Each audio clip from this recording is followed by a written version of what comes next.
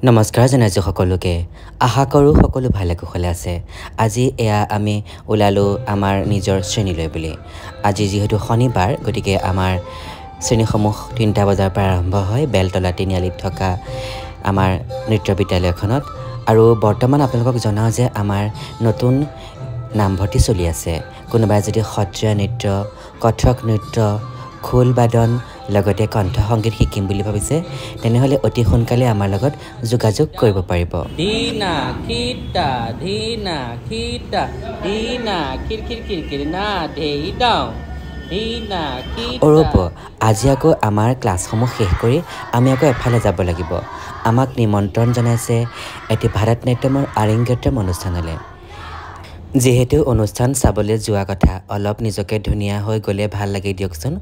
গতিকে আমাৰ শ্ৰেণীসমূহ শেষ কৰি আমাৰ ক্লাছতে আইনাখনত চাই নিজকে অকণমান ধুনীয়া কৰি ল'লোঁ মানে অকণমান চুলি তুলিবিলাক ঠিক কৰি ল'লোঁ এয়া আমি গৈ পালোগৈ শ্ৰীমন্ত শংকৰদেৱ কলাক্ষেত্ৰৰ শ্ৰী শ্ৰী মাধৱদেৱ আন্তৰ্জাতিক প্ৰেক্ষাগৃহ এয়া আজিৰ আৰিংগেট্ৰম অনুষ্ঠান পৰিৱেশন কৰিছে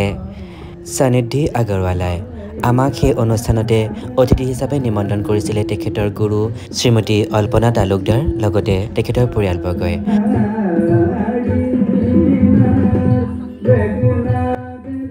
এনেধৰণৰ সুন্দৰ অনুষ্ঠানত উপস্থিত থাকিবলৈ পালে মনটো ভাল লাগে ভাৰতনাট্যমৰ আৰিংগেট্ৰম মানে হৈছে আজি তেওঁক গুৰুৱে জুনুকা প্ৰদান কৰিব এয়া হৈছে তেওঁৰ মঞ্চৰ প্ৰৱেশ ইমান দিনে শিকাৰ পিছত মঞ্চত তেওঁৰ এয়া প্ৰথম যাত্ৰা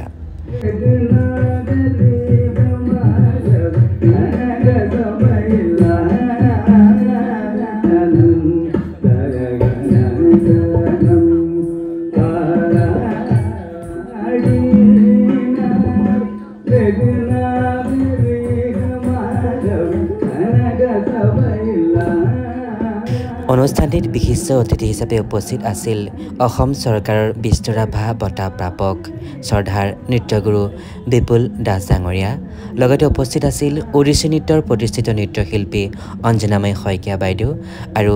ভাৰতনাট্যমৰ আন এগৰাকী প্ৰতিষ্ঠিত নৃত্যশিল্পী ততেনী দাস ডাঙৰীয়ানী আৰু সেইখন মঞ্চতে আমাকো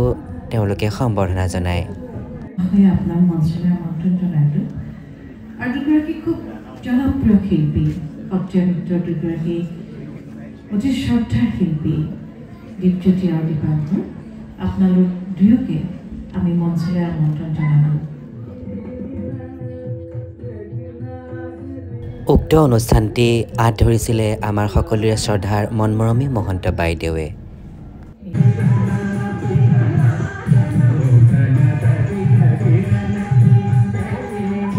এই চেগতে নৃত্যশিল্পীগৰাকীক শুভেচ্ছা জ্ঞাপন কৰিছোঁ লগতে তেখেতৰ গুৰুকো আমি অভিনন্দন জনাইছোঁ আৰু পৰিয়ালৰ সকলো লোককে আমি ধন্যবাদ জনাইছোঁ যিহেতু ইমান এটা সুন্দৰ অনুষ্ঠান আয়োজন কৰি শিল্পীগৰাকীক আগবঢ়াই দিছে শিল্পীগৰাকীৰ উজ্জ্বল ভৱিষ্যত কামনা কৰিছোঁ